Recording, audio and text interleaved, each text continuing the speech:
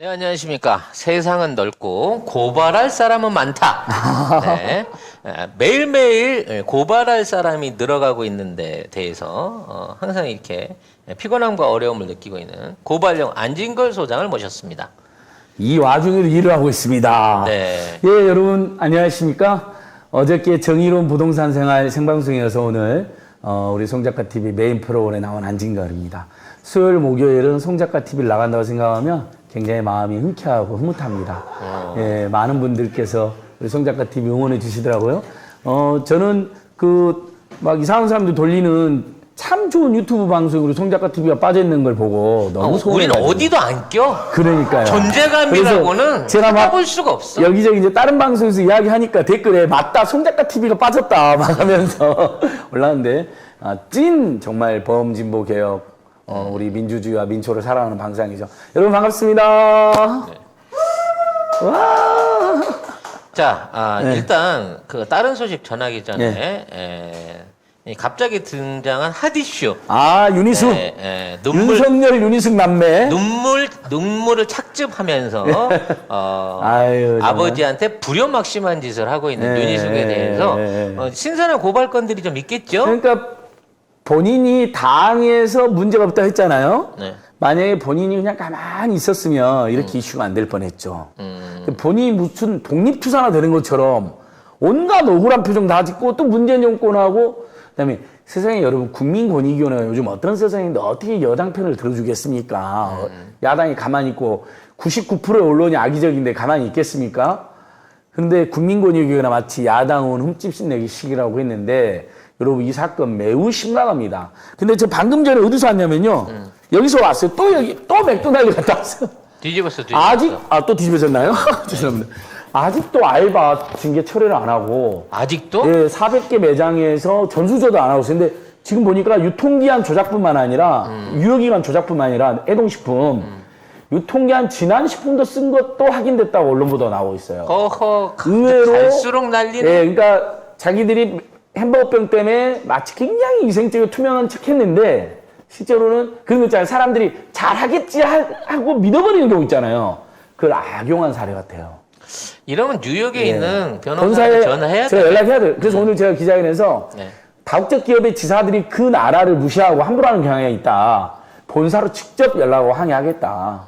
이렇게까지 이제 이야기하고 왔는데, 요거 이제 맥도날드 항의나 불명 우리가 같이 하고 있고, 우리 애청자들이 많이 도와주시니까 보고 드렸고요. 이제 윤희숙 이야기도 바로 들어있습니다. 자, 거기 혹시 집회를 하거나 대책본부 같은 게 혹시 만들어져 있나요? 예, 맥도날드 대책회를 만들어가지고 같이 활동하고 있고요. 그럼 이제 거기 사무실 주소는 한번 주세요. 자, 우리 송 작가 생수를 저희가 기증을 알겠습니다. 우리 알바노조 네. 분들이 열심히 하시는데. 들고 나가서 시위하실 때 시원하게 드시라고 생수를 기증을 하도록 하겠습니다. 그러니까 힘이 납니다. 막 힘이 납니다. 와, 막 피키춤을 춥니다. 네. 예. 윤희숙 씨 사건 정말 충격적입니다. 자, 일단 팩트체크부터 여러분 이미 좀 하셨죠? 앞 시간에? 네, 앞에서 했어요. 네, 뭐, 그러면 뭘로 고발할 건지만 얘기해주면 될 것 같아. 이건 여러 가지 혐의가 있는데요. 일단 그 아버님의 행위는 농지법 위반, 그 다음에 주민등록법 위반이 확실하고요. 거의. 아버님이 법정에 쓰셔가지고 또는 경찰 진술에서 나는 모른다. 우리 딸내미랑 사이가 다 한 짓이고 그렇죠. 나는 명의만 빌려줬다. 이렇게 되면 근데 어떻게 그 되나요? 윤희숙 기자회견에 보면 장남이 공무원이어서 굉장히 조심했다는 표현이 나오잖아요. 네. 그러니까 지금 사이가 박근혜 정권의 실세 사이였다는 거잖아요. 네. 실세인 최경환의 특별보좌관 청와대 행정까지 한 거로 나오는데 장남도 공무원이니까 자 이렇게 생각하시면 됩니다. 자 거기 보면 장남도 공무원이라 나오고 그다음에 사이도 고위 공무원이었죠. 청와대 근무까지 기재부 장관 보좌관까지 하고 윤희숙은 당시 KDI 또 교수 간부였단 말입니다. 이 3인이 공모해서 부모님이랑 함께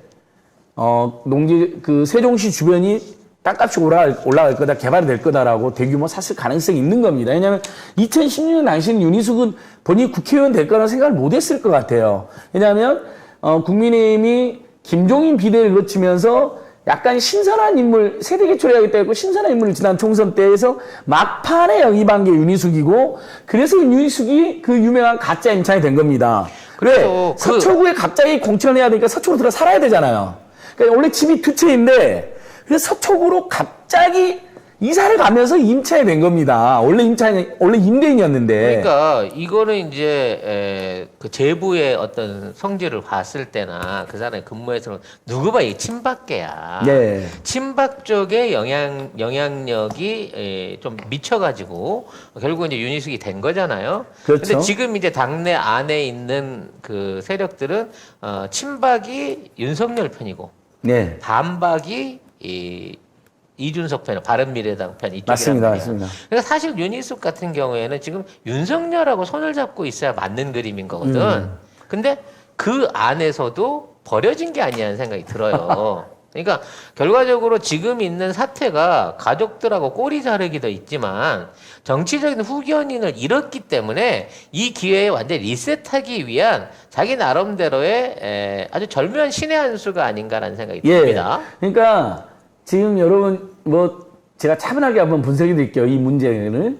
자, 어쨌든 그래서 서초구에 갑자기 공천이 돼서 얼른 살아야 되니까 7억이 넘는 전셋집을 사면서 일종의 엄청난 전세죠. 7억이 넘는 전세를 살면서 우리 서민 중산층들에게 집값이나 나오면은 그러면서 임차인 몇 달 하고 나는 임차인 나는 거짓말을 한 거거든요. 이게 스케일이 커요. 스케일이 커요. 예. 우리 안철수 선생께서는 6천짜리 들어오셨거든요. 예. 상계동 오실 때. 그러니까요. 예, 근데 7억 정도를 쏘는 거는 내가 아무리 가짜로 주민등록만 옮기더라도 기본은 내가 하고 살아야 되겠다. 맞습니다.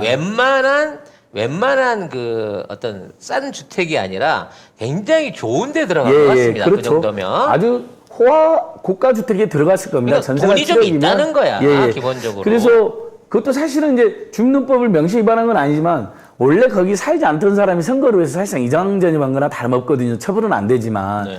근데 자, 여러분, 이 윤희숙의 아버님이 농지를 구입한 시가 2016년이었잖아요. 자, 여기 제가 등기부 등본까지 떼고 왔습니다. 야, 뭐 남이 떼도 돼? 등기부 등본의 법적 성격은 공시자료입니다. 아. 공개적으로 게시하는 자료입니다. 주민등록번호는 못 떼도 예, 그럼요. 등기부는 떼볼 수 있는 주민등록번호나 거구나. 주소 같은 것은 개인 집 주소 같은 건 개인 정보잖아요. 그러나 이렇게 토지 건물에 대한 등기부 등본은 공시되어 있는 자료입니다. 누구나 뗄 수 있습니다. 그 토지가 세종시 전이면 신방리 493번지잖아요. 2016년 3월 9일 날 매매를 했습니다. 지금 언론 보도가 이렇게 게으르고 문제가 많습니다. 70대가 어떻게 농사를 짓느냐. 그것도 그 지적도 맞는데 여러분 만약에 80대가 샀으면 어떨까 느낌이. 더 이상했겠지. 더 이상했죠. 예. 언론 보도 99% 다 틀렸습니다. 그러니까 같은 자, 여기에 80대를 70대라고 쉴드를 쳐준 거네. 예, 또. 여기에 주민등록번호는 나오면 안 되니까 공시자료에는요. 36년생이 딱 나와 있습니다. 그러면요. 2012년도에 36년생이 사셨으니까 몇 살입니까? 딱 81. 한국 나이로 81입니다. 이 양반이 15 맞이기를 농사를 직접 81세 어르신이 짓겠다고. 무슨 병강세도 아니실 텐데 어떻게 3,300평 농사를 짓습니까? 병강세도 80 넘으면요. 예. 뭐 그렇죠. 먹는 게 못 몰아요. 그러니까 일단 투기 목적이 너무나 다분해 보입니다. 그리고 심지어는 이사도 안 하고 있었다가 나중에 보니까 윤희숙이 국회의원 되는 전후 과정인 것 같아요.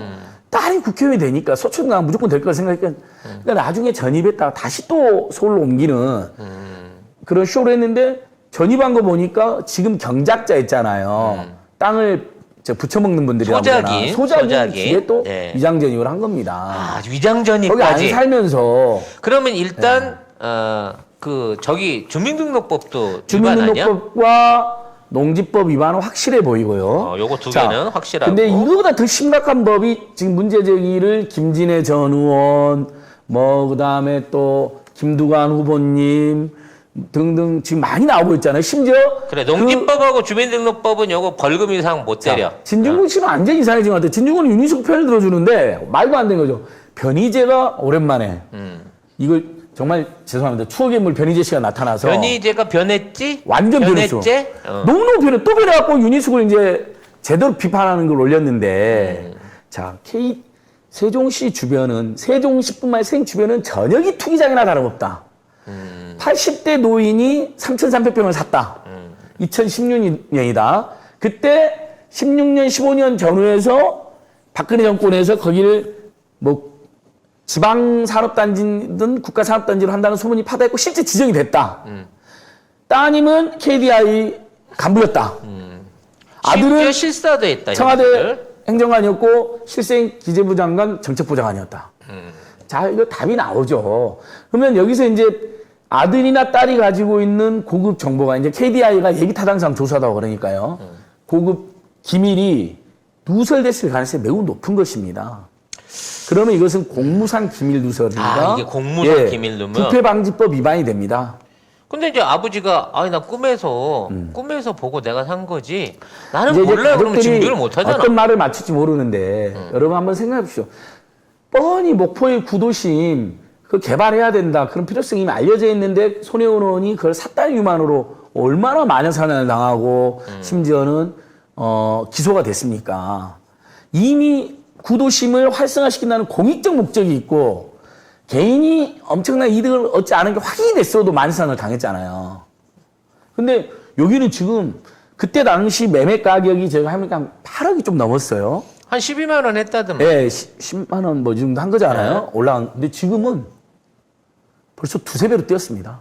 아니 뭐 심하게 보면 뭐 80만 원, 100만 원도 가는 예, 얘기도 그러니까 지금 있더라고. 가늠하는 게 다른데 최소 두 배, 많게는 서너 배까지 뛴 겁니다. 왜냐면 이게 이제 구체적인 실행 도면이 나와봐야 하는데요. 이게 수용 안 당한 상태에서 공단 외곽지에 딱 물리게 되면 상업지구 내지는 뭐 개발 뭐 제한지구 이게 풀리게 돼요. 예. 그러니까 땅값이 더 오르죠. 더 오르죠. 더 오릅니다. 땅의 용도가 확 오르는 게 안에 수용돼 버리면 그것만 받고 끝나요. 예. 요건 윤석열 사이즈야. 네. 그 윤석열 장모 그렇죠. 사이즈야. 장모 사이즈고 네.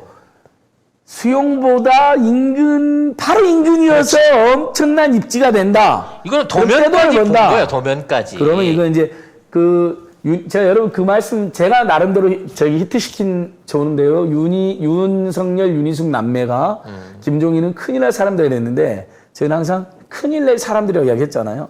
드디어 계속 윤석열도 또 큰일 낸 거죠. 그래서 이것은 80대 초반에 농사를 안 지을 뿐만 아니라 투기 정보도 어둡잖아요. 여러분 상식적으로 우리나라에서 80세 어르신들이 예를 들면 서울 인근도 아니고 세종시까지 가가지고 개발 계획이 있을 거. 그것도 세종시 아니야. 세종시 옆에 전이면 면 단위 가가지고 투기하기 쉽지 않거든. 이것은 사위나 딸이나 아들이 조력을 해줬다고 보는 것이 합리적입니다. 근데 그들이 마침 다 공무원이거나 KDI 직원이었단 말이에요. 그것도 공무원상의 기밀 누설죄가 해당이 되고 손혜원이나 김의겸 사례와 비하면 훨씬 악독한 사례죠.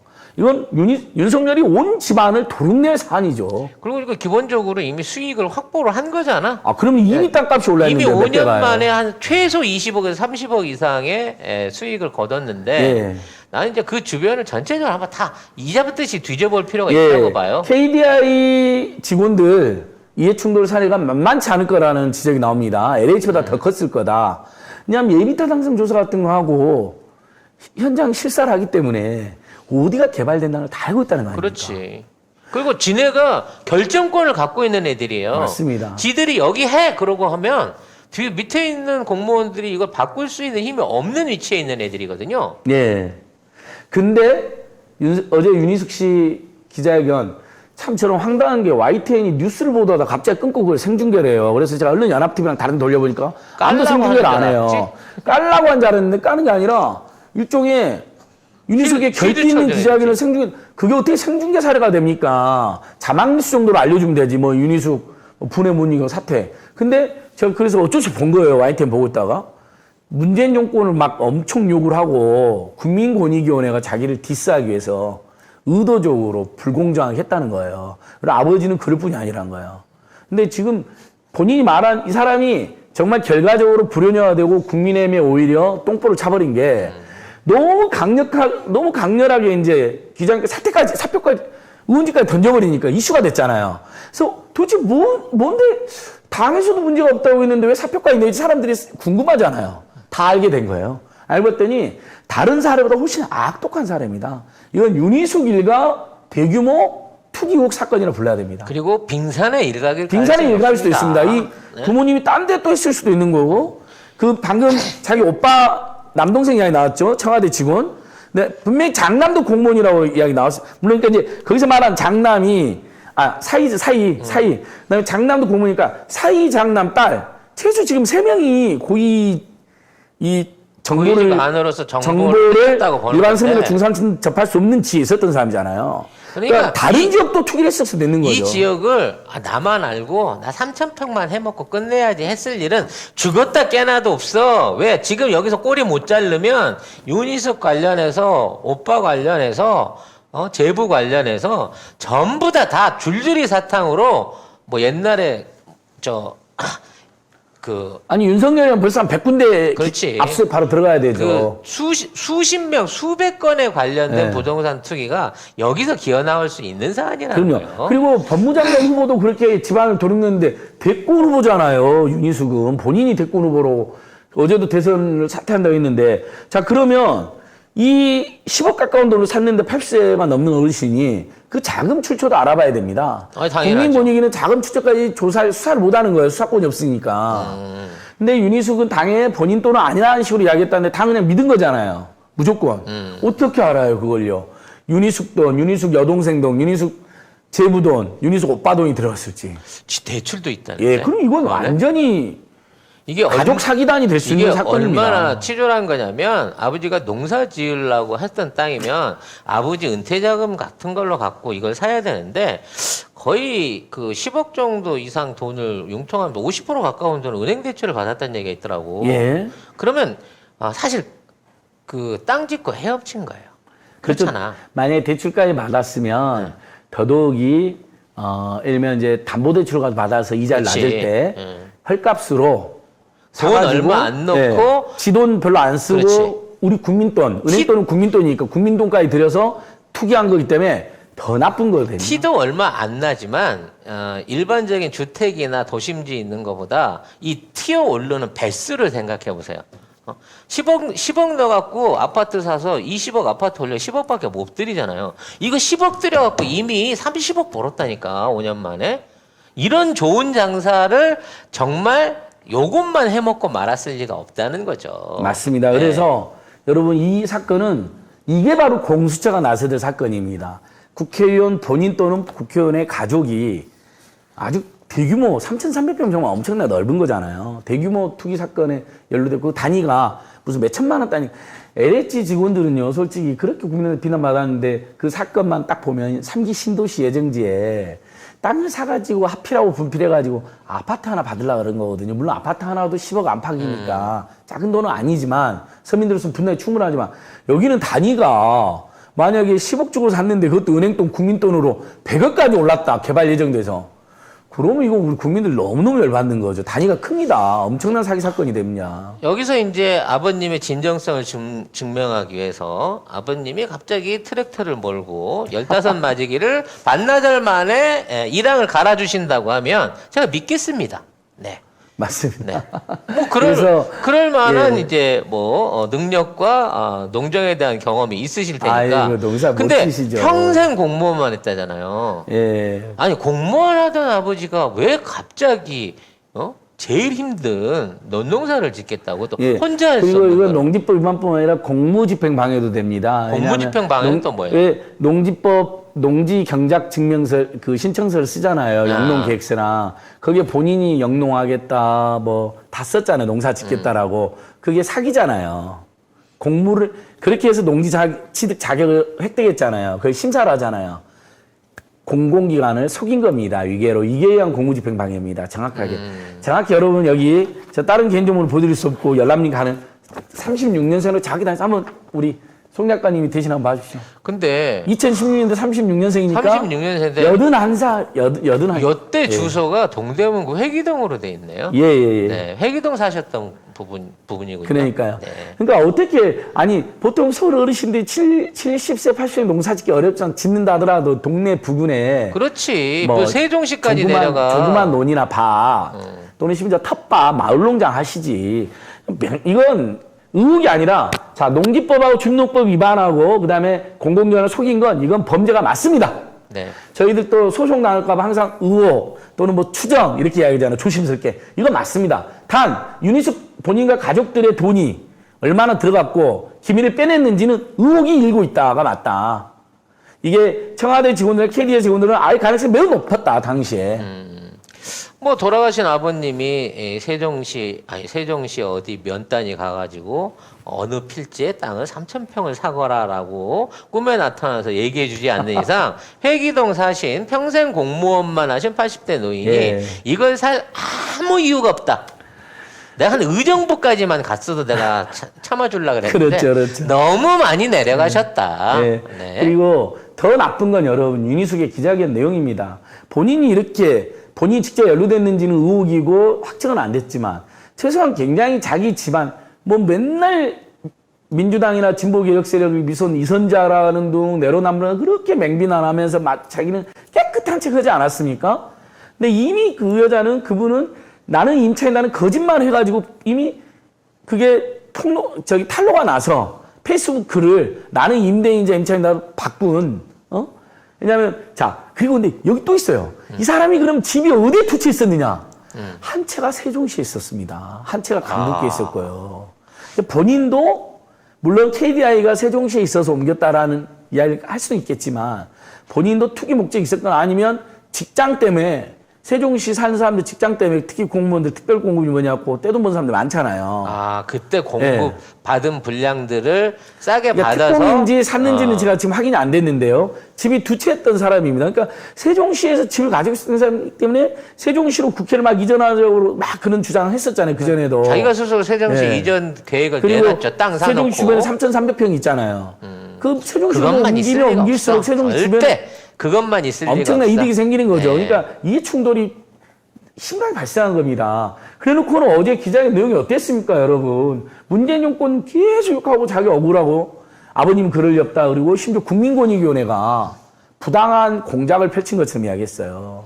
아무튼 언제 고발 넣을 거예요? 그래서 이건 다음 주 안에 하겠습니다. 다음 주 안에? 다음 주 목요일 전에 해서 저기가 목요일 날 오잖아요. 제가 수요일 날 부동산 코너 때 그때 정의로운 부동산 생활 때 말씀드리겠습니다. 자. 지금 윤석열 선거법 위반도 고발해야 되는데 하나씩 그다음에 황보승희 의원 무슨 그 내연남 사건도 지금 큰 의혹이 되고 있잖아요. 그거는 그분이 뭐 개인 간통죄는 치정 그러니까 우리는 간통죄는 없을 때 그걸 시비 거는 거 아니고 네. 그 과정에서 그 내연남으로부터 돈을 받아가지고 뭐 사랑하는 사람이니까 돈을 받을 수 있는데 그걸로 정치자금 성격의 돈을 받아가지고 정치자금으로 썼다면 정치자금 미시고 정치자금 그다음에 그 애인한테 돈 생활비를 받아도 그게 정치자금이 되나요? 그걸 검토하고 있습니다. 그러니까 돈을 받는 건 문제가 안 되는데 정치자금으로 그걸 쓰면 문제가 될 수 있죠. 정치자금은 그 추적이 될까? 아니 그러니까 그건 그 황보승희 씨 전 남편으로 추정되는 분이 정치자금으로 펑펑 썼다라고 지금 그분이 진술을 증언도 했어요. 해주는구나, 그분이. 그러니까 뭐냐면 개인 생활비를 애인한테 받았으면 문제를 삼을 수 없잖아요. 우리는 여러 말하지만 저는 그 김건희 씨가 옛날 무슨 직업이 있는지 저희는 관심 없다 그랬잖아요. 그 직업을 통해서 고위 검사들을 회유하거나 또는 끌어들여서 사랑이라는 이름으로 자기 집안의 비리나 사랑은 무슨 특권, 그러니까 사랑인지 뭔지 어찌됐든 썸을 탔던 사랑이든 자기 집안의 특권과 비리를 비유하는데 남용한 게 문제가 되는 거잖아요. 그런 것처럼 이 사람도 그걸로 정치자금으로 활용하고 근데 정치자금 반드시 선관위 15등 계좌로 받아야 돼요. 그리고 그걸 용처에만 써야 돼요. 정해진 용처에만. 근데 그게 아니면 불법 정치자금 수수와 불법 정치자금 사용이 되는 거죠. 세상에 나쁜 놈은 많고 고발할 건이 그래서 너무 제가 많은 것 같습니다. 오래돼서는 진짜 고발 안 하려고 그랬잖아요, 여러분. 근데 어쩔 수 없이 윤희숙 일가 공수처 고발, 그다음에 윤석열의 가가오 방문 선거법 위반, 그다음에 황보승희 씨의 불법 정치자금 수수 의혹. 근데 난 정말 한국의 기자들 또 이해가 되지 않는 게요. 이준석 대표가 당선될 때 가장 주목받은 인물이 초선인 황보승희가 수석대변인이 됐다는 거였잖아요. 보통 수석대변인은 뭐 2선, 3선이 많이 하니까. 그건 뭐 대놓고 저 김무성계라서 엄청 기사가 나왔거든요. 동래구 이어받은 사람이라 당연히 그걸 해준 거지. 그러니까 기사가 엄청 나왔잖아요. 근데 지금 대변인이 허은하로 바뀌었잖아요. 수석대변인이. 그러면서 개인 사정으로 바뀌었다라고 지금 공지가 된 거예요. 기자들이 취재를 안 합니까? 제1야당의 정권교체 가능성도 높다고 주장하는 제1야당의 수석대변인이 사실 줄리만 아니었으면 이게 엄청난 불륜권 정치 스캔들이 될 수 있는데 워낙 줄리가 크다 보니까 그닥 상대적으로 막 보름달 앞에 반딧불 같은 느낌이 들기는 그러니까요. 해요. 아니 네. 그 간통죄는 없어졌다 하더라도 그 지금 상대 후보가 가정이 파괴됐다고 지금 전 남편이 가정이 파괴 또 호소잖아요. 그럼 이건 그 자체로는 비윤리적인 사건이 되는 겁니다. 공무원의 품위와 공무원의 채통, 그다음에 공무원의 공직 윤리를 저버린 사건은 맞거든요. 최소한 그거에 대한 취재라도 했었어야죠. 불법적 의혹은 떠나서. 내 남편, 그러니까 그 내연남이 또 누구냐? 지역의 유명한 건설업자입니다. 그리고 사실상 박형준의 예. 자금책이고 선거운동본부 공동대표도 오른팔이기도 있어요. 예. 하고. 그러니까 거기 또 자금도 됐을 수도 있어요. 거기서 의혹이 있을 수 있어요. 그래- 박형준이는 또 남양육 부인 14명이나 참여하는 그런 모임에 참여했는데 거기도 예를 들면 박형준이한테 정치자금을 은밀히 됐다는 의혹이 있을 수 있어요. 그러니까 그런데 서울까지 와서 참여를 하는 거죠. 14명이나 참여하는. 그러니까 아무튼 그 일대 부산의 국민의힘 의원들이 이상합니다. 이번에 제가 고발한 강균도 포함됐잖아요. 12명. 이주환 포함됐잖아요. 이주환 또 저희를 고발했잖아요. 또 포함됐어요. 근데 여러분 더 심각한 거. 국회의원 재산순위 1, 2등을 하고 있는 박덕흠이랑 전봉민이랑 저번에 비대위에서 폭언하고 갑자기 송원석 있잖아요. 네. 이 세 사람이 이번에 포함 명단에 없잖아요. 왜 탈당해가지고. 국민권익위 조사 동의를 안 한 거예요. 참 상당한 거죠. 하여튼 뭐 이 어려운 상황 안에서 이제 너무 애들이 대놓고 뻔뻔하게 이걸 지르고 이런 방식으로 이런 식으로 나오니까 이제는 뭐랄까 사람들도 좀 무감각해진 것 같아. 분노가 무감각해져. 이 정도 사고는 사고도 아닌 것 같이 느끼지만 이거 굉장히 심각한 국기문란 사건이고 맞습니다. 정치 스캔들이라는 점에서 여러분들이 관심을 가져주셔야 될 것 같아요. 자, 정치 그만해. 예. 이 귀한 시간 30분이나. 아니 어쨌든 지금 어제 오늘 우리 국민들이 윤희씨 때문에 엄청 열받은 겁니다. 근데 지금도 언론이 제가 방금도 확인해 보니까 그래도 몇몇 뜻 있는 언론은 윤희숙 이상하다 미스테리라고 나오는데 대다수 언론은 여러분 나는 임차인이나 거짓말했을 때 말도 안 되게 띄워준 거하고 똑같이 지금 윤희숙이 뭐 엄청난 결정을 했대요. 양심 있는 유일한 정치인이래요. 이렇게 해놓고 좀 더 민낯을 까대는 게 더 나을 수도 있어요. 아니 저는 이게 잘 됐다고 봐요. 이게 들었다가 던지는 거야. 네. 그냥 잡아뜨리는 게 아니라 네. 잠깐 들어 올렸다가 내던지는 게 될 수 있어요. 아버님이나 우리 집안 아무 문제 없고 국민권이나 문재인 정권이 야당을 지금 명예훼손했다고 주장했잖아요. 근데 알고 봤더니 그게 아닌 것이야. 그러니까 몇 건만 더 터져 나오게 되면 또 오히려 이게 역풍이 될 수 있는 그렇죠. 거니까. 그리고 본인이 사표 낼 일이 아니라 구속 엄벌돼서 잘려야 될 일일 수도 있는 거예요. 그렇잖아요. 그리고 자칫하면 이제 아버님이 나이 8순 넘어서 이 불효막심한 딸내미 때문에 네. 이 모든 죄를 뒤집어 써야 되는. 그러면서 맞습니다. 그럴 수도 있습니다. 아버님 얘기하시죠. 딸아, 나는 신경 쓰지 말고 너는 더 큰 일을 하거라. 라고 곧 옥중 인터뷰를 하시게 될 수도 있어요. 최재형 아버님에 의하면 증여세 탈루 의혹, 이자세세 탈세도 오로지 딸의 책임이었잖아요. 근데 그러면 이제 윤희숙 씨 아버님은 야 최재형은 딸이 잘못이라고 그랬는데 너는 왜 아빠 문제를 부각시켰냐. 화날 수도 있죠. 전 반대잖아요. 그러니까 저쪽 집 며느리는 효심이 지극한 거고요. 딸들은 이쪽 집 딸들은 천하의 후레 자식들인 거죠. 그럴 수도 있습니다. 그러니까 윤희숙 씨 아버님 보기에 아니 최재형 보니까 딸이 지가 나서서 다 내 문제라고 그랬는데 윤희숙은 지금 문재인 정권 탓이라고 하면서 아버지 이야기를 부각시켰기 때문에 아버지한테 엄청난 부담이 되는 거죠. 내가 보기엔 최재형네 집안은 돈이 많아갖고 며느리들한테 뭘 좀 줬어. 봉투든 문서든 좀 준 거고 아버님은 자식들이 달라가지고 아버지 이름을 빌려가지고 지들이 이 착복을 하려고 했었던 것 같은 느낌이 듭니다. 자, 요 얘기는 여기까지만 하고, 진짜 할 얘기 많은데. 자, 내가 궁금한 거는, 요게 좀 확 오는 소식인데. 예. 일단, 검찰 개혁에 있어서 검사장 직선제 필요성이 커졌다. 검사장들을 주민 선출하다. 이게 미국식이거든? 예, 맞습니다. 네, 요거 어떻게 되는 이것도 거예요? 자료집, 이렇게 두꺼운 자료집을 제가 공부를 하고 왔고요, 여러분. 안 보여서 죄송한데. 아무튼 필요하시면 언제든지 저한테 연락 주시면 굉장히 그 연구가 많이 되는 건데요. 이건 참여연대라든지 민변 변호사 일각에서 수십 년 전부터 주장했던 겁니다. 공수처로 그 고위 검사나 판사들을 봐주는 관행을 혁파하고 검찰이 기소를 독점하면서 벌어진 문제를 권력을 일부 분산시킨 것처럼 자 여러분 검찰권과 요즘에 재판 엉망으로 하는 사법권 누가 이 권력을 준 걸까요? 그러니까 국민이 준 그놈들이 거니까. 공부해서 권력을 스스로 쟁취한 거 아니죠? 어차피 대통령 말도 안 듣는 놈 시기들이니까 네. 자 우리가 직선제에서 뽑는다고 칩시다. 맞습니다. 그래서 예를 들어 뭐 지선 때나 국회의원 선에 같이 뽑는다고 쳐요. 네. 자 그러면 어느 선부터 뽑는 거예요? 자, 검찰총장을 만약에 직선하게 되잖아요. 네. 지금 우리나라 검찰총장의 역사로 보면 지가 나도 직선됐다고 대통령을 잡아먹을 겁니다. 근데 검찰총장 직선제는 위험합니다. 지금 상황에서는. 아 그러면 그리고 검찰총장은 폐지시켜야 될 직업이에요. 직장이. 그냥 검찰총장 있을 필요 없거든요. 그렇지 법무부 네. 장관이 하면 법무부 되는 장관이 거니까. 하면 되고 각 지방의 경찰을 경찰서장이나 경찰청이 알아서 하는 것처럼 검찰도 그렇게 하면 되는 겁니다. 법원하고. 그래서 지방검사장.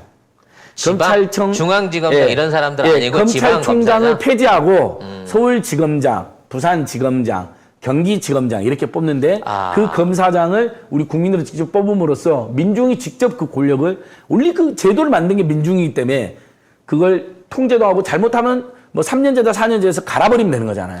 그럼 그 입후보는 뭐 정단 축탄 받는가요? 아니면 교육감 선거랑 비슷하게 생각하시면 됩니다. 아, 비정당 추천으로 해서 정치색을 빼고 뭐 본인들의 소신이 있겠지만 근데 법조인 출신이어야만 되나? 교육감 선거도 교육 경력이 일부 있어야 됩니다. 그러니까 법조 경력 출신이어야 되는데 저는 교육감은 그럴 수 있다고 봐요. 교육 정책이 문외한이 되면 위험하잖아요. 근데 저는 검찰총장은 법조 경력이 꼭 없어도 되겠다. 지방검사장은 오히려 상식 있는 사람이면 된다. 나네. 예. 아. 그러니까 법조 경력 있는 사람들은 너무 지금 법조 카르텔 포함돼 있어요. 사실 난 법조 경력이 전혀 없지만 없어도 웬만한 누가 걔네- 범인인지는 알잖아요. 걔네들보다 훨씬 수사도 잘하고 술도 잘 먹고. 그렇죠. 이번에 윤희식 사건 볼 때도 벌써 냄새 파마셨잖아요. 그렇지. 이런 거 나한테 검사해주면 그렇죠. 내가 이 전문적이 잘 네. 팔 수 있거든. 예, 나 맞습니다. 99만 여기 룸사롱 세트 이런 이런- 거 조사만 시켜줘 예. 봐봐. 내가 탈탈 다 털어버릴 수 있는데. 술집도 다녀보셨으니까. 그럼 세종시 세종지역 검사장 송명훈 검사장이 됐다. 송작 검사장이 됐다. 그러면 이 사건을 탈탈 털어버리는 거죠. 이 사건을. 근데 그렇게 이제 그 선거로 뽑은 검사장이 밑에 이거 먹물 먹고 올라온 애들 제대로 지휘 감독할 수 있을까? 본인이 검사장이고 인사권이 있는데요. 당연히 밑에 있는 애들을 좌천시켜버릴 수가 있잖아요. 말도 안 듣는 애들을요. 그러니까 지금 우리나라 검찰과 사법부는 너무 썩어서요. 솔직히 우리 국민들이랑 제 심정은 어떠냐면 지금 하고 있는 놈들 다 잘라버려야 돼. 그렇지. 그리고 양심적인 국민들을 새로 뽑아야 돼요.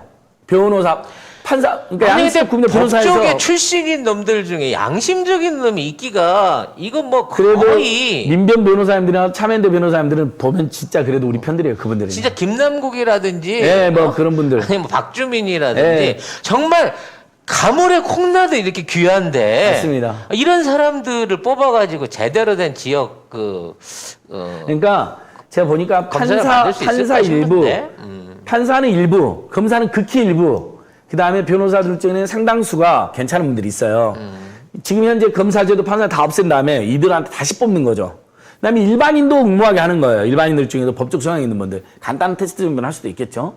그렇게 해서 거기서 판사 검사 다시 뽑고 지방검사장은 선거로 뽑고 고비처는 지금처럼 독립적으로 운영하게 하고. 사실 그러면 완전히 견제가 되고 감시가 되고요. 검사들이 권력의 눈치를 보는 게 아니라 대기업의 눈치를 보는 게 아니라 민중의 눈치를 보는 거죠. 투표로 돼야 되니까. 사실 이게 이제 미국 제도잖아요. 네, 미국식 제도로 가는 미제라고 하면 환장을 하잖아 또 얘네들이.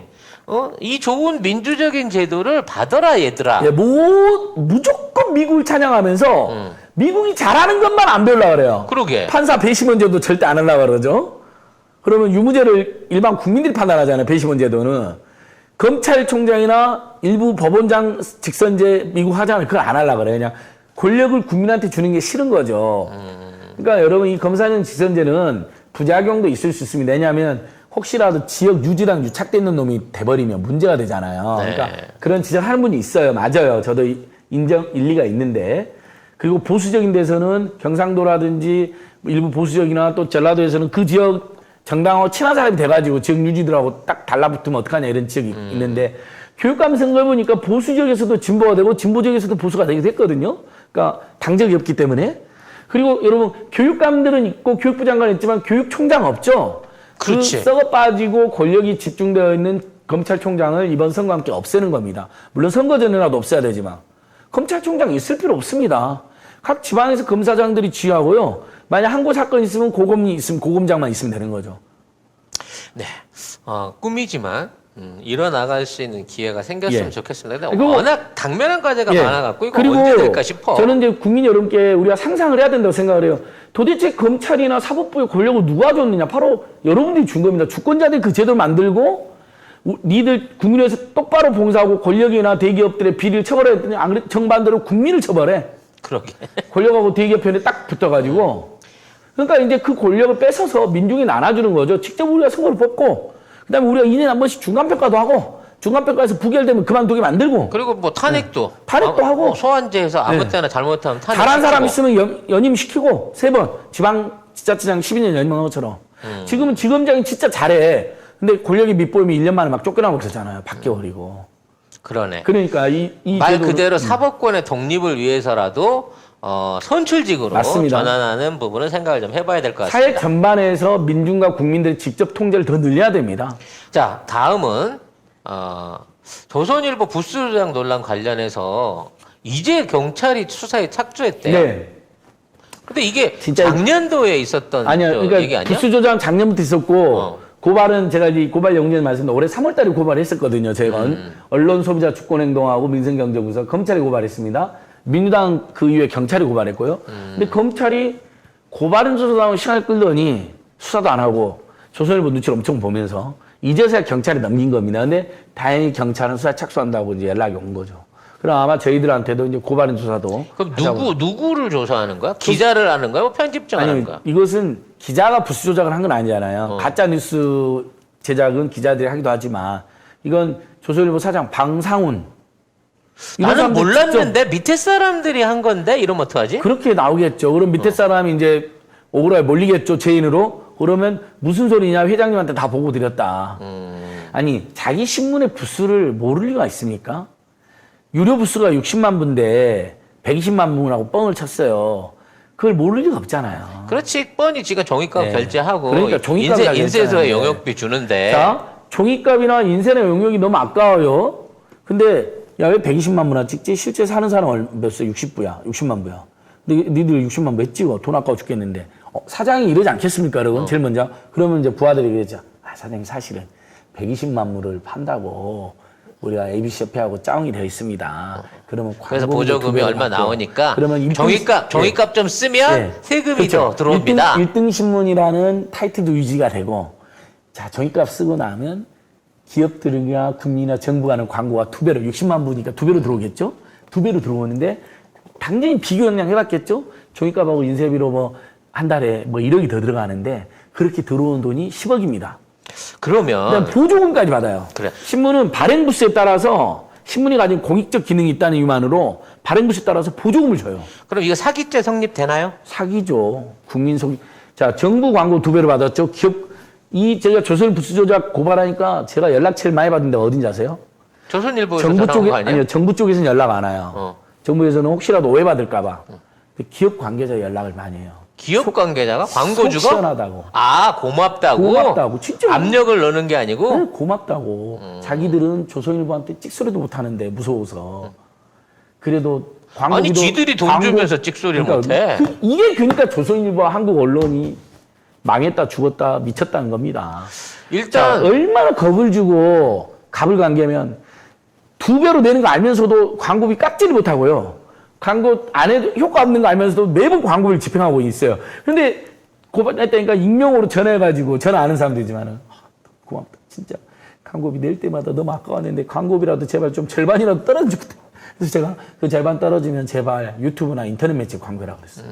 조선일보 광고 줄이시고 골고루 해라.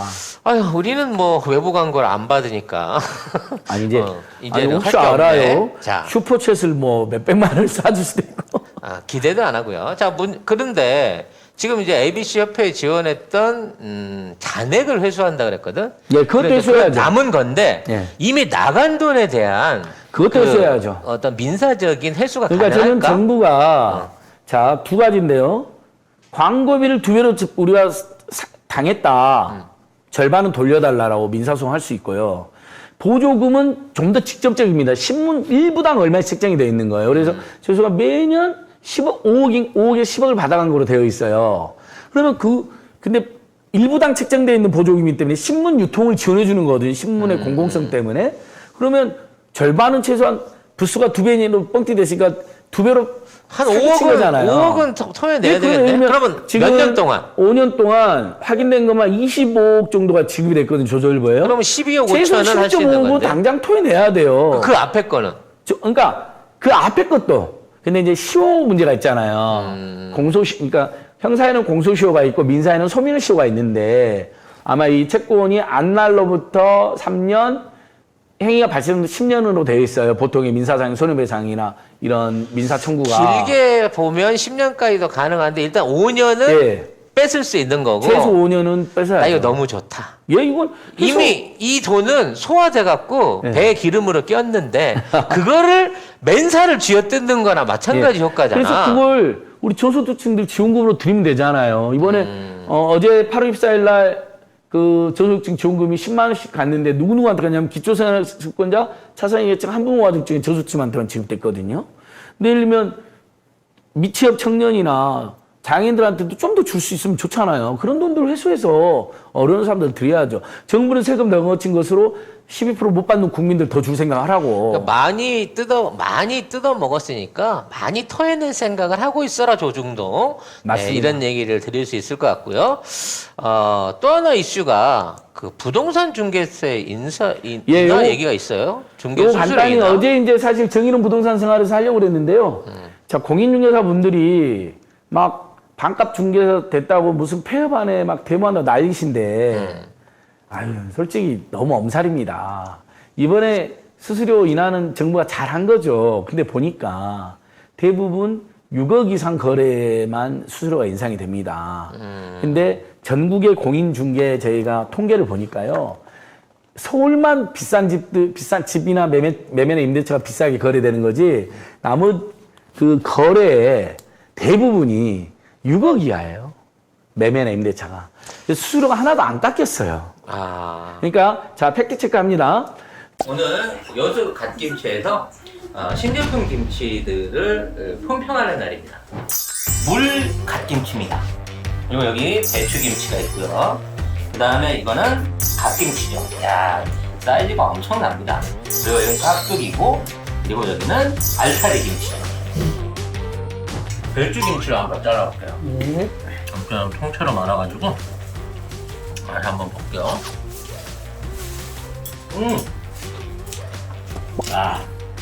맛이 아주 기가 막혀. 어리고기하고 같이 얹어가지고요. 엮어서 먹어보려고 합니다.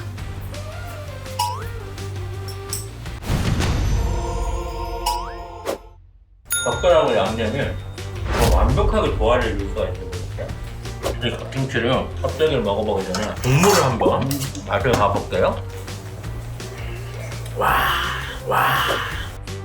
야, 이 시원한 맛은 여러분들이 이거 한번 보시게 되면 중독이 될 수밖에 없는 것 같아요. 깍두기도 잠깐 볼까요? 왜 이렇게 뭐가 달짝지근한 건가요, 뒷맛이? 하지만 최고라고 칠 수 있는 거는 물 갓김치. 이 물 갓김치 맛이, 이 국물 맛이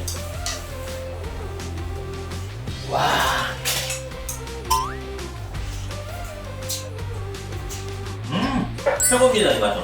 6종의 신제품 김치들 전부 다 한번 맛보셔도 절대 실망할 일 없으시겠다는 자신감으로 말씀드릴 수 있고요. 기다리던 돼지고기 수육이 나왔습니다. 그냥 볼 거 뭐 있어. 이 김치로 그냥 싸가지고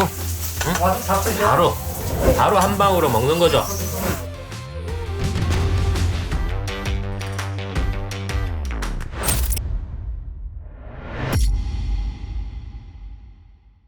정부에서 이번에 반값 수수료한 건 잘한 겁니다, 기본적으로. 왜냐하면 특히 서울 수도권이라든 대도시에는 집값이 올라가고 임대차가 올라가니까 집값 따라 임대차, 그러니까 수수료 부담이 엄청 커졌어요. 특히 집을 사는 사람들이나 파는 사람들이야 기분 좋게, 하나는 시세 차익도 누리고 한 사람은 집도 사니까 기분이라도 좋고 돈이라도 있지만 임대차는 문제가 있냐고요, 도대체.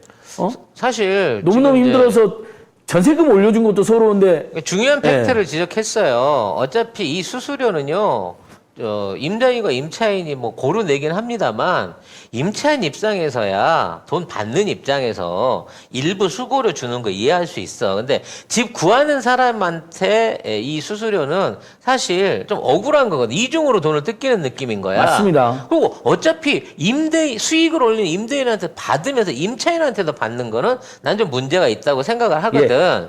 그래서 저는 임대차는 이렇게 해야 된다 봅니다. 매매의 절반 정도만 받아야 됩니다. 지금 수수료를 0.1%만 인하를 시켜놨어요. 매매에 비해서. 그러니까 매매가 예를 들면 10억짜리 중개받고 500만 원을 받잖아요. 그러면 임대차는 250만 원만 받아야 되는데 0.5%인데 0.4%니까 400만 원, 100만 원만 다운되는데 그 다음에 송 작가님 말씀하신 것처럼 사실 집을 내놓은 사람한테 받더라도 세입자들 안 그래도 이사 비용이야 전세금 올려줘 가는 거잖아요. 안 받는 게 저는 도리라고 생각하는데 근데 공인중개사 선생님들 또 먹고 살아야 되니까 어쩔 수 없는데 그럼 좀 반 정도로 줄여주든가. 예, 그러니까 그래서 제가 이번에 그러니까 문재인 정부에서 주로 중고가 주택의 수수료를 절반 정도 가까이 내렸고요. 그다음에 임대차 수수료는 일괄적으로 매매보다 0.1%씩 덜 받게 해놨습니다. 수수료를요. 이건 그게 잘했다. 6억 이상 얘기입니다, 여러분. 그러니까 예. 공인중개사 분들 중에 강남에서 20억짜리 거래하고 이런 분들 얘기 중에 0.1% 내렸다는 건데 그래도 매매 금액이 크면 그 비율에 인해서 생기는 금액이 크잖아요. 그러니까 그렇게 크게 문제되진 않아요. 저는 이제 또 하나 이거 안진걸 수사에 해결해 줄 수 예. 있을지 모르겠지만 저희가 이제 사무실이나 네. 월세 집 같은 걸 얻을 때 똑같이 공인 중개사에다 소개를 내고 하잖아요. 근데 이제 전세를 내가 2억을 얻어야 되는데 돈이 없어. 예. 그래서 1억에 아니 1,500에 120 뭐 이런 식으로 이제 얻게 된단 말이에요. 근데 이 수수료를 결정하는 방식은 이걸 전세에 있는 상태에서 임대차 수수료를 똑같이 빼요. 그러니까 나는 목돈을 던져주고 전세를 얻은 게 아니라 월세를 얻었는데 내 월세 수수료가 전세 기준으로 환산된 상황에서 계산이 돼서 나한테 떨어진다는 거야. 네, 맞습니다. 그러니까 나는 진짜 돈 2억이 없어서 1,000만 원에 한 달에 120만 원을 내놔야 그렇죠. 되는 입장인데 2억 월세 낸 내는 놈이랑 것도 서러운데 똑같은 네. 방식으로 그 수수료를 나한테 뜯어간단 말이야. 예. 1,000만 원 내면 35만 원, 20만 원 이게 보증금이 1,000만 원짜리라면서 한 번에 40만 원 가까운 이 전세금하고 똑같은 형태의 수수료를 내게끔 돼 있는 게 현행 관행이라는 거지. 자, 다시 한번 정리하겠습니다. 그래서 지금 제가 이제 전국의 국토연구원자를 보니까 주택 거래 건수 비율을 보면 6억 이하가 85.8%예요. 그러니까 수수료율이 여기는 하나도 안 떨어졌거든요. 그러니까 공인중개사 선생님들이 말한 것처럼 뭐 큰 반값 돼서 망한다라는 건 과장이 있는 거예요. 그냥 90% 가까이는 수수료율이 거의 떨어지지 않았어요. 근데 다만 서울 수도권의 공인중개사 선생님들은 매매가 엄청 올라가고 임대차 올라가서 이들 많이 봤을 때 거기가 일부 왜냐하면 6억 이상인 경우에만 지금 매매나 임대차에서 수수료를 떨어뜨리는 거거든요. 조금. 그러니까 그런 게 있고. 그다음에 지금 저는 이제 송 작가님 두 번째 중요한 이야기 하나는 매매하고 임대차는 훨씬 임대차 수수료는 더 떨어뜨려야 된다 제가 이야기를 했더니 작가님이 그중에서도 임대인 입장 말고 임차인은 좀 안 받게 하면 어떻게 하냐 임대는 하면 이런 방법을 해주게 왜냐면 임대한테 받고 임차인한테 받으니까 아니 그렇죠? 월세도 서러운데 그리고 네. 돈이 거기다가 하나 더 어. 월세. 그러니까 지금 우리가 월세를 내는 것도 서러운데 또는 전세가 부족해서 반전세나 월세를 내고 들어가는데 이제 반전세는 그거잖아요, 여러분. 보증금 월세, 보증금 일부 뭐 한 1억 내거나 몇천만 원 내고 월세 몇십만 원, 몇백만 원 내는 거니까 그 경우에 보증금으로 해도 그것도 부담인데 월세를 보증금으로 환산해서 받아버리니까 그것도 역시 부담 맞습니다. 그래서 저는 이번에 공인중개수수료 제도는 일부 손질을 받는데 아직도 멀었다. 그리고 지금 이미 인터넷에서 반값 수수료만 받고 하는 데가 늘어나고 있습니다. 그러니까 지금 오프라인 공인중개사인데 지금처럼 많이 받는 구조나 임차인한테까지도 막 이렇게 받으면 결국 다 직거래나 그 옛날에 학교 앞에 가보면 그렇게 써놓잖아요. 그렇지. 뭐 월세 30. 주인 직접 예. 세놓음 이런 거 있잖아. 직접 세놓으면 그게 없어요. 수수료가 안 들어요. 그러니까. 이렇게 돼버려요 앞으로요. 아 이제 그 뭐 부동산 중개법이 지금도 존재를 합니다만 많은 사람들이 사실은 이거 중개해주는 플랫폼에다 들어가가지고 집을 예. 많이 얻어요. 그럼 그러니까- 플랫폼 수수료가 또 따로 나가거든요. 예, 근데 거기가 지금 수수료가 한 절반 가까이 싸요. 그러니까 그리 많이 가버립니다. 그러니까. 직방이라든지 이런 데로 막 가는 거 그러니까 결과적으로 지금 공인중개사보다 힘든 거 알지만 예. 그 힘든 거 자체가 사실은 어떻게 따져놓고 보면 시대의 흐름인 거야. 예전처럼 옛날에 내가 우리 지역에 있는 물건은 내가 다 갖고 있어 이런 게 아니라 전국의 예. 모든 공인중개사가 온라인으로 다 연결돼 있고 그럼요. 그걸 집에서 또 다 이렇게 볼 수 있는 시대인 거예요. 그리고 앞으로는 더더군다나 이제 임대차 신고제가 도입됐잖아요. 그러면 이제 공인중개사 안 통하고도 그 건물에 세입자 몇 명이 있고 보증이 얼마인지도 다 드러나 버려요. 그래서 그런 부분 안에서 내가 이거 한 10년 전에 이 부동산 임대 아니 부동산이 아니고 공인중개사 할 때에 비해서 요즘 너무 힘들다. 이게 정부가 잘못하는 거 이게 아니에요. 시대의 흐름인 거지. 예. 그러니까 이거를 정부 탓으로 돌려갖고 정부 때문에 부동산 중개업이 다 망한다. 아니 그런 식으로 따지면 지금 뭐 프랜차이즈 사업으로 지역 슈퍼들 다 망하고 예. 마트들 들어와갖고 재래상권 망하는 것도 이게 다 정부 탓이라고 해야 되는 거랑 똑같은 거잖아. 우리 방송을 보는 공인중개사님도 있을 텐데 기본적으로 말이 안 나는 게 집값이 올라갔고 수수료가 올라갔어요. 그러면 공인중개사들은 똑같은 물건 하나를 5억짜리 중개했을 때 받았던 것보다 예를 들면 한 7억이 예, 됐으니까 소득이 훨씬 올라갔어요. 소득이 올라가요. 그래서 국민들이 난리가 나왔고 정부 어쩔 수 없이 고가주택 중심으로 그러니까 50% 또는 40% 정도를 줄였어요. 또 일부 구간은 10% 20%밖에 안 줄였어요. 그러니까 이렇게 되어 있는데 그러면 사실 그렇게 해도 공인중개사들은 5억이던 시절보다 수수료를 더 받아요. 그렇죠. 근데 정부가 갑자기 집값이 오르는 걸 공인중개사한테 전가했다. 이건 만약에 집값이 오르니까 정부가 공인중개사들한테 손해를 보게 만들어버렸다. 그러니까 5억 시절, 이제 평균 집값이 5억이던 시절, 서울을 쳐요. 5억이던 시절보다 10억이던 시절인데 2배가 이제 돈을 더 벌었을 거 아니에요. 예를 들면. 근데 5억 시절보다 더 손해를 받게 만들어버렸다. 집값으로 고통받는 국민들을 위해서 정부가 전격적으로 공인중개 수수료를 폐지해버린다거나 아니면 진짜 말도 안 되는 가격으로 내려버리면 그 말이 맞은데 지금 조정을 해도 예전보다는 이득이 많은 거예요. 물론 경쟁이 늘어나가지고 소득이 줄어든다는 것은 정부한테 대책을 요구할 수 있죠. 그래서 제가 공인중개사님이 혹시 본다면 지금 공인중개사 시험이 절대평가를 갖고 너무 많이 배출이 돼요. 현재 전국에 여러분 자격증 가지고 있는 분이 45만 명, 개업하고 있는 분이 30만 명 정도 추정이 되고 있어요. 어마어마하게 네, 많네요. 그래서 거의. 중개사 선생님들 이미 온라인이 대세가 되고 세입자들이나 이런 사람들이 아우성인 건 이해를 해주시고요.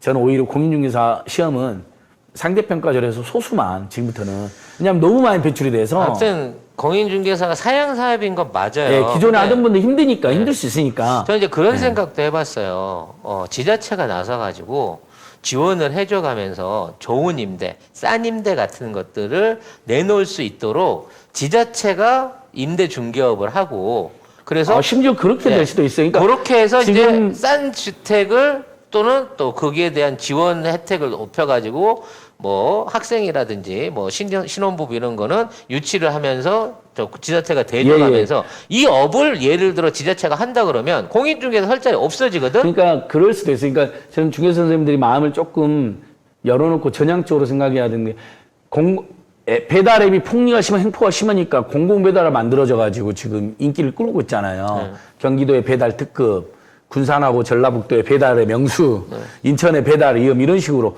그처럼 국민들은 차라리 요즘 주택임대차 분쟁조정위원회, 상가임대차 분쟁조정위원회 같은 모든 시도에 설치가 되어 있거든요.